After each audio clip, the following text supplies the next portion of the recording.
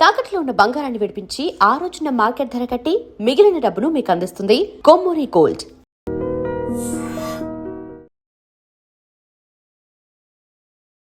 I dream చూస్తున్న ప్రేక్షకులందరికీ నమస్కారం. ఈరోజు మనతో పాటు ప్రముఖ ఆధ్యాత్మికవేత్త, జ్యోతిష్య పండితులు, ఇంటర్నేషనల్ అవార్డు గ్రహీత, శ్రీ విద్యా ఉపాసకులు డాక్టర్ బమిడి సుదర్శన్ శర్మ గారు మనతో పాటు ఉన్నారు. గురుగారితో మాట్లాడదాం. నమస్కారం గురుగారు. నమస్కారం తల్లి. గురుగారు, జూన్ 27వ తారీఖున శని త్రయోదశి. ఈ రోజున ఎంతో పవిత్రమైన రోజుగా భావిస్తారు. మరి ఈ రోజున అలాగే అర్ధాష్టమ శని, అష్టమ శని ఉన్నవారు, అంటే ఈ బాధలు అనుభవిస్తున్నవారు ఈ రోజున ఎటువంటి పూజలు చేయాలి, దానాలు జపాలు ఎటువంటివి చేసుకోవాలనేది మా ప్రేక్షకులకు వివరిస్తారా? మంచి ప్రశ్న వేసావమ్మా. ఈ విషయం గురించి కాస్త మాట్లాడుకోబోయే ముందు ఆధ్యాత్మికంగా దైవ ప్రార్థన చేసుకుని విషయంలోకి వెళ్దాం. వందే వానర నారసింహ ఖగరాట్ క్రోడాశ్వవక్త్రాంచితం నానాలంకరణం త్రిపంచనయనం దేదీభ్యమానం రుచా హస్తాబ్జైరసికేడ పుస్తక సుధాకుంభాం కుశాద్రీం హలం ఖట్వాంగం ఫణిభూరుహం దశభుజం సర్వారి గర్వాపహం బుద్ధిబలం యశోధైర్యం నిర్భయత్వమరోగత అజాడ్యం వాక్పటత్వం చ హనుమత్స్మరణాత్ భవేత్. శ్రీ మహాగణాధిపతే నమః. శ్రీ దత్తాత్రేయ సద్గురుభ్యో నమో నమః. అస్మత్పితుః శ్రీ భమిడి వెంకట సుబ్రహ్మణ్య శర్మ పాదారవిందాభ్యో నమో నమః. అమ్మ, ప్రధానంగా మనకి జూన్ మాసంలో జూన్ 27వ తేదీన మనకి శని త్రయోదశి వస్తున్నది. అయితే ఈ మనకి ప్రధానంగా ఏంటంటారంటే జూన్ 27వ తేదీన చాలా విశేషంగా కూడా వస్తున్నది.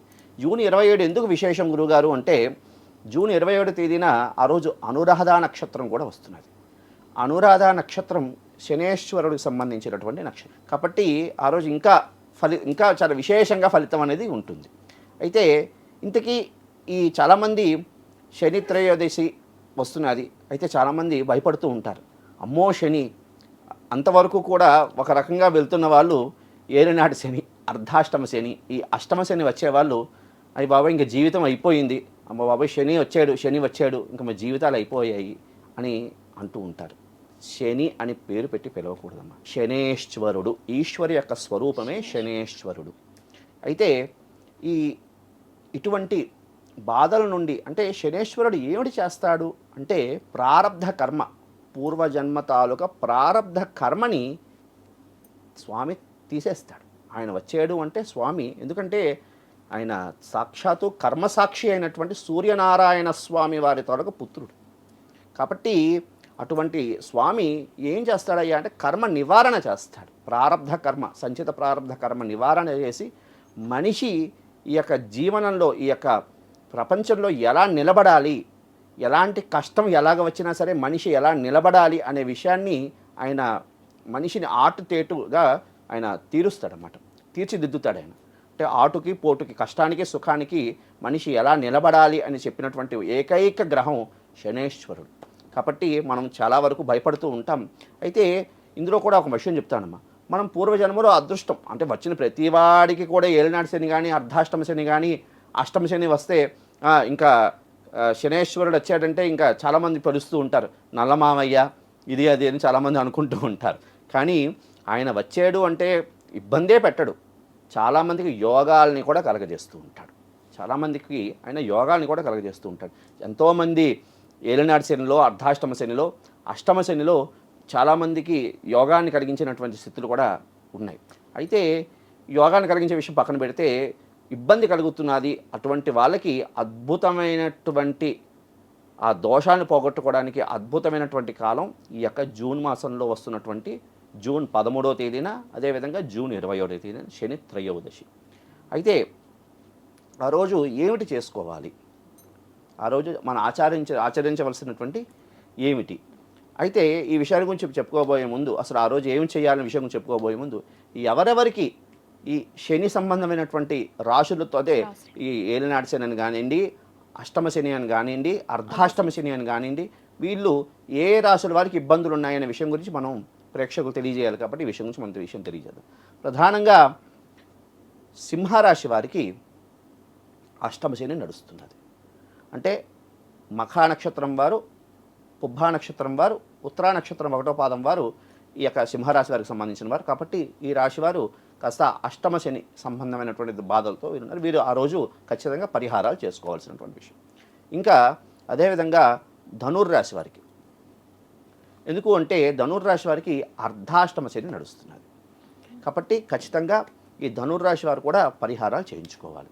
అదేవిధంగా కుంభరాశి వారు, కుంభరాశి వారికి అదేవిధంగా కుంభరాశి వారికి ఏలినాటి శని నడుస్తున్నది.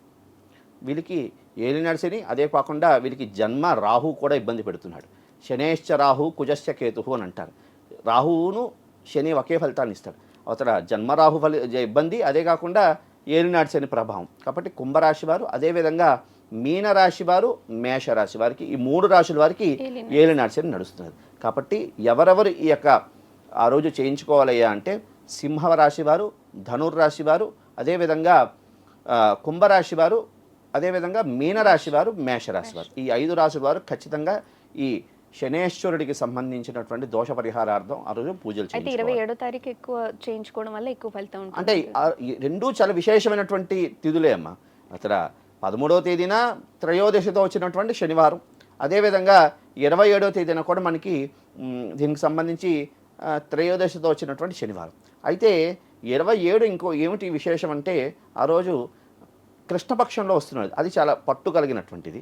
ఇంకోటి ఏమిటి అంటే ఆ రోజు అనురాధ నక్షత్రం ఒకటి వచ్చింది. అనురాధ నక్షత్రం అంటే శని సంబంధమైనటువంటి నక్షత్రం. ఎందుకు అంటే మనకి పుష్యమి, అనురాధ, ఉత్తరాభాద్ర, ఈ 3 నక్షత్రాలు శనేశ్వరుడికి సంబంధించినటువంటి నక్షత్రాలు. కాబట్టి ఈ నక్షత్రంలో ఆ తిథి అదేవిధంగా వారం కలిసి రావడం అనేది చాలా విశేషం. కాబట్టి 27 ఎక్కువ పట్టు ఎక్కువ ఉంటుంది, అంటే ఆ రోజు విశేషంగా ఫలితం అనేది కలగడానికి అవకాశం అనేది ఉంటుంది. కాబట్టి ఈ జూన్ 13వ తేదీన 27 అంటే జూన్ 13ని ఏమైనా కాస్త మిస్ అయినా 27 మాత్రం ఖచ్చితంగా మిస్ అవ్వకండి అన్నటువంటి ఒక భావన. ఇది అయితే 5 రాశుల వాళ్ళు ఈ రాశి వాళ్ళు చేయించుకోవాల్సిన విషయం. అది కాకుండా జాతకంలో కాస్త శనీశ్వరుడికి సంబంధించినటువంటి శని మహాదశలు నడుస్తున్న వాళ్ళు కూడా ఈరోజు చేయించుకోవడం ద్వారా ఉత్తమమైన ఫలితాలు కలుగుతుంది. అయితే ఆ రోజు ఏమిటి చేసుకోవాలి గురువుగారు అంటే ప్రధానంగా ఆ రోజు వెళ్ళి శనివారం నాడే వెళ్ళి అంగట్లోకి వెళ్ళి వస్తువులు ముందు రోజు కొనుక్కోవాలి. అంటే శుక్రవారం నాడు ముందుగా కావాల్సినటువంటి ద్రవ్యాలు తెచ్చుకోవాలి. ఏమిటి ద్రవ్యాలు తెచ్చుకోవాలి అంటే నల్లటి వస్త్రం, అదేవిధంగా నల్ల నువ్వులు, నువ్వుల నూనె, అదేవిధంగా పత్తి గింజలు అంటారమ్మ. పత్తి అంటే మనం దేవుడికి తీస్తుంటాం కదా, పత్తి గింజలు, అదేవిధంగా తుప్పు పట్టినటువంటి మేకు మన ఇంటి నుంచి తీసుకురావడం చాలా ఉత్తమం. గురుగారు మా ఇంట్లో తుప్పు పట్టిన మేకు లేదని చెప్పి పీక్కుండాల్సిన అవసరం లేదు. అంగట్లో కాస్త మేకు ఇనుము సంబంధమైనటువంటి వస్తువు అది కూడా తీసుకుని వెళ్ళి అది కూడా కొనుక్కొని ఇవన్నీ తీసుకుని వెళ్తూ తోటకూర, ఇది 2 రకాలుగా అంటే 2 భాగాలుగా తీసుకువెళ్ళాలమ్మా. ఇదొక సెట్టు, అదొక సెట్టు, 2 భాగాలుగా తీసుకుని వెళ్ళాలి. అంటే తోటకూర వరకు ప్రత్యేకంగా తోటకూర వరకు తీసుకుని వెళ్ళి ఇవి అంటే ఒకటి స్వామివారికి సంబంధించినటువంటి అర్చన క్రమానికి ఉపకరించడానికి, అదేవిధంగా ఇంకొక సెట్ ఇదే ద్రవ్యాన్ని బ్రాహ్మణుడు అయ్యగారికి సమర్పణ చేయడానికి, దానం ఇవ్వడానికి. ఈ విధంగా 2 రకాల సెట్లు, 2 సెట్లలో ఇవే ద్రవ్యాలు ఉండాలి. ఇవే ద్రవ్యాలు నల్లటి వస్త్రము, నువ్వుల నూనె, అదేవిధంగా అవకాశం ఉంటే లవణం అంటే ఉప్పు, అదేవిధంగా తుప్పు పట్టిన మేకు, అదేవిధంగా ఇవి దాని ఏమంటారు పత్తి గింజలు, ఇవి తీసుకుని వెళ్ళి 2 సెట్లుగా తీసుకువెళ్ళాలి. తోటకూర ఇవి తీసుకుని వెళ్ళి కొబ్బరికాయ కదండి, పాల ప్యాకెట్ తీసుకెళ్ళకూడదు, కొబ్బరికాయ తీసుకుని వెళ్ళడం. కాస్త ఆ రోజు స్వామివారికి చక్కగా ఉపచారాలు వీలైతే దొరికితే శంఖ పుష్పాలు తీసుకెళ్ళడం ఉత్తమం. నీలం రంగులో దొరికినటువంటి పుష్పాలు, లేదంటే ఇప్పుడు మనకి అంగట్లో చామంతులు కూడా దొరుకుతున్నాయి, నీలపు రంగులో చామంతులు కూడా దొరుకుతున్నాయి, అవైనా తీసుకుని వెళ్ళచ్చు చక్కగా. వీటి కోసం తాపత్రయం పడి పక్కవాడింట్లో వీడింట్లో వాడింట్లో కోసుకోవాల్సిన అవసరం లేదు. కాబట్టి అవకాశం లేకపోతే చక్కగా అంగట్లో వెళ్తే, మార్కెట్లో వెళ్తే మనకి నీలపు వర్ణమైనటువంటి చామంతి పూలు దొరుకుతాయి. చక్కగా వాటిని తీసుకుని వెళ్ళి చక్కగా స్వామివారికి అభిషేకం చేయించుకోవడం ఉత్తమం. అయితే దీంట్లో ఒక మంచి సూచన ఏమిటయ్యా అంటే అభిషేకం చేయించుకునేటప్పుడు చేతికి సంబంధించి బంగార ఉంగరాలు పెట్టుకోకుండా అభిషేకం చేయించుకోవడం ఉత్తమం. ఎందుకంటే మా గురువులు చెప్పినటువంటి, ఇది శాస్త్ర ప్రమాణంలో లేదు కానీ మా గురువులు చెప్పినటువంటి విషయం, ఏదో గురువాక్య ప్రమాణం కదమ్మా. ఉంగరం అంటే బంగారం ఉంగరం అనేది వారు అభిషేకం ఎవరు చేయించుకుంటున్నారో వాళ్ళ చేతికి బంగారం ఉంగరం అనేది ధరించి చేయకూడదు. ఎందుకంటే శనేశ్వరుడు ఏమిటి కారకుడు? వైరాగ్య ప్రదాత. ఆయన ఈ ఉంగరాలు అని ధరించి చేయకూడదు మా గురువులు చెప్పినటువంటి ప్రమాణం. ఎందుకంటే పెద్దవాళ్ళ మాట చెద్దన్నం మూట అంటారు. మా గురువులు చెప్పినటువంటి విషయం కాబట్టి అది తెలియజేస్తున్నాను. కాబట్టి ఆ విధంగా అభిషేకం చేయించుకుని చక్కగా నల్లబొత్తితో దీపారాధన చేసి స్వామివారికి చక్కగా అభిషేకం చేయించుకున్నాక అక్కడ కాలు చేతులు కడుక్కుని చక్కగా అయ్యగారికి కూడా ఈ ద్రవ్యాలన్నీ కూడా ఆయనకి దానం ఇచ్చేసి సంభవిత ద్రవ్యయి సంభవిత పదార్థై ఆయనకి కూడా దక్షిణ భాగం అంతా ఇచ్చేసి అయిపోయిన తదుపరి చక్కగా కాలు చేతులు కడిగేసుకుని ఇంకొకసారి కాలు చేతులు కళ్ళు మెయిన్ ప్రధానంగా నేత్రాలు కడుక్కోవాలి. కడుక్కుని చక్కగా ఆంజనేయ స్వామి వారి యొక్క దేవాలయానికి వెళ్ళాలి. వెళ్ళి అక్కడ స్వామివారికి సింధూర లేపనం చేయడం ద్వారా ఉత్తమమైనటువంటి ఫలితాలు కలుగుతాయమ్మా. చక్కగా ఆంజనేయ స్వామివారి దగ్గరికి వెళ్ళి సింధూర లేపనం, ఎందుకంటే స్వామివారికి సింధూరం లేపనం చేయడం ద్వారా మనకి శనేశ్వరుడికి కూడా వరం ఇచ్చాడు కదా స్వామి. ఎవరు నాకు శనివారం నాడు సింధూర లేపనం చేస్తారో వారికి శని సంబంధమైనటువంటి దోషాల నుండి కూడా విముక్తిని ఇస్తాను అని స్వామి వరం కూడా ఇచ్చాడు. కాబట్టి చక్కగా ఆంజనేయ స్వామి దేవాలయానికి వెళ్ళి అక్కడ సింధూర లేపనం చేయించడం ద్వారా ఉత్తమమైనటువంటి ఫలితాలు కలగడానికి అవకాశం ఉంటుంది. ఇవన్నీ చేసిన తర్వాత ఆ రోజు ఆహారంలో కానీ భోజన విషయాల్లో కానీ అంటే అయిపోయింది అవకాశం ఉన్న వాళ్ళు అక్కడ కాలు చేతులు కడిగేసుకుని చక్కగా ఇంటికి వెళ్తారు. అయినటువంటి నియమమేమీ లేదు. ఒకవేళ మనసులో భావన కలిగి స్నానం చేయాలి అనుకుంటే చక్కగా స్నానం చేసేసుకోవచ్చు, దానివల్ల ఇబ్బంది ఏంటూ లేదు. అంటే ఇవన్నీ దానం ఇచ్చిన తర్వాత ఖచ్చితంగా స్నానం చేయాలి అనేటువంటిది కాలు చేతులు చక్కగా కడిగేసుకోవచ్చు, సరిపడుతుంది.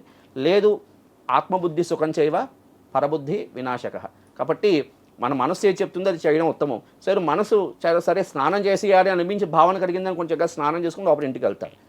ఇంటికి వెళ్ళిన తర్వాత ఆ రోజు కాస్త నియమంగా ఉండడం, తమోగుణ సంబంధమైనటువంటి పదార్థాలు అంటే ఏమిటి, ఈ మాంసాహారం అని కానివ్వండి, ఉల్లిపాయ అని కానివ్వండి, ఆ ఒక్కరోజు కాస్త బ్రహ్మచర్య ఆశ్రమం ఈ విధంగా పాటించి చక్కగా సాయంకాలం కూడా శనేశ్వరుడికి సంబంధించినటువంటి శ్లోకాలు పారాయణ చేసుకోవడం. అదేవిధంగా మనకి దశరథ కృత శని స్తోత్రం అని ఒకటి ఉంటుందమ్మా, అది చక్కగా పారాయణ చేయడం. ఈ విధంగా ఆ రోజు అవకాశం ఉంటే శనేశ్వరుడికి జపం చేసుకోవడం ద్వారా ఉత్తమమైనటువంటి ఫలితాలు కలగడానికి అవకాశం ఉంటుంది. తద్వారా ఈ యొక్క శనేశ్వరుడు ఇవ్వాల్సినటువంటి ఫలితాల నుండి అంటే చెడు ఫలితాల నుండి విముక్తులయ్యి వాళ్ళకి యోగవంతమైనటువంటి ఫలితాలు ఇవ్వడానికి అవకాశం ఉంటుందమ్మా. ఇది ప్రధానమైన. గురుగారు, ఆ రోజు మనం శనీశ్వరుడు అనుగ్రహం పొందాలంటే ఏ మంత్రం జపించాలనేది మా ప్రేక్షకులకు వివరిస్తారా? ఆ రోజు అమ్మ ఈ వీలైతే ఆ రోజు ఈ యొక్క శ్లోకం పఠించడం మంచిది. ఏమిటి అంటే ఓం శం శనేశ్వరాయ నమః, ఓం శం శనేశ్వరాయ నమః అంటే శ్లోకాన్ని చక్కగా ఈ యొక్క మంత్రాన్ని చక్కగా పఠనం చేసుకోవచ్చు. నెక్స్ట్ ఇంకొకటి కూడా చేసుకోవచ్చు. శని అరిష్టేతు సంప్రాప్తే శని పూజాంచ కారయేత్ శనేశ్వర ధ్యానం ప్రవక్ష్యామి ప్రాణపీడోపశాంతయేత్. మరొక్కసారి శనేశ్వర అరిష్టేతు సంప్రాప్తే శనేశ్వర పూజాంచ కారయేత్ శనేశ్వర ధ్యానం ప్రవక్ష్యామి ప్రాణపీడోపశాంతయేత్. ఇది కష్టంగా అనిపిస్తే ఇంకొక శ్లోకం కూడా మనం పారాయణ చేసుకోవచ్చమ్మా. ఏమిటి అంటే శనేశ్వరాయ విద్మహే సూర్యపుత్రాయ ధీమహి తన్నో శనేశ్వర ప్రచోదయాత్ అంటూ ఈ యొక్క శ్లోకాలని ఈ యొక్క మంత్రాలను కూడా చక్కగా పఠించడం ద్వారా ఆ స్వామి యొక్క కృపకు మనం పాత్రులు అవుతాం. తద్వారా మనకి మంచి యోగాలు కలగడానికి అవకాశం ఉంటుంది తల్లి. ప్రధానంగా ఇంకొక విషయం ఏంటయ్యా అంటే ఈ శనేశ్వరుడికి సంబంధించినటువంటి అధిష్టాన దేవుడు కాలభైరవుడు. శనేశ్వరుడు కాలభైరవ ఉపాసకుడు. కాబట్టి ఆ రోజు అవకాశం ఉన్నవాళ్ళు మమ శనేశ్వర సంబంధ దోష పరిహారార్థం మమ శీఘ్రకాలే శని అనుగ్రహ సిద్ధ్యర్థం అవకాశం వల్ల ఈ విధంగా చెప్పుకోండి. లేదు నాకు శనేశ్వరుడు సంబంధించిన దోషాలు పోవాలి, నాకు కార్యసిద్ధి కలగాలి అని మనసులో అనుకుంటూ చక్కగా కాలభైరవాష్టకాన్ని పఠించడం ద్వారా ఉత్తమమైనటువంటి ఫలితాలు కలగడానికి అవకాశం ఉంటుంది. తద్వారా ఈ యొక్క శనేశ్వరుడు ఇవ్వాల్సినటువంటి ఫలితాల నుండి అంటే చెడు ఫలితాల నుండి విముక్తులయ్యి వాళ్ళకి యోగవంతమైనటువంటి ఫలితాలు ఇవ్వడానికి అవకాశం ఉంటుందమ్మా. ఇది ప్రధానమైన. శని అనుగ్రహం పొందాలంటే మనం ఎటువంటి నియమాలు పాటించాలనేది చక్కగా వివరించారు. ధన్యవాదాలు గురుగారు. శుభమస్తు తల్లి. And for more videos, please subscribe to iDream channel. Subscribe to iDream Media. Please subscribe to iDream. Please subscribe to iDream. Please subscribe iDream. And please subscribe to iDream. For more videos, subscribe to iDream. please like, share and subscribe to the channel. Congratulations, iDream. Subscribe to iDream. Subscribe to iDream. So subscribe to iDream Media. iDream ki iDream team andarki huge congratulations. Please subscribe iDream Media. Please subscribe to iDream. Subscribe iDream. Please subscribe to iDream. iDream అంటే నా కళల channel subscribe చేసుకున్న నోరు తిరుగుతలేదు, మీరైతే గంట గుర్తు కొట్టండి. For more such videos, please subscribe to iDream. Subscribe to iDream. Please subscribe to iDream. Please subscribe iDream Media. Please do subscribe to iDream. Please subscribe to iDream Media. For best entertainment and information, please subscribe iDream. And don't forget to subscribe to iDream.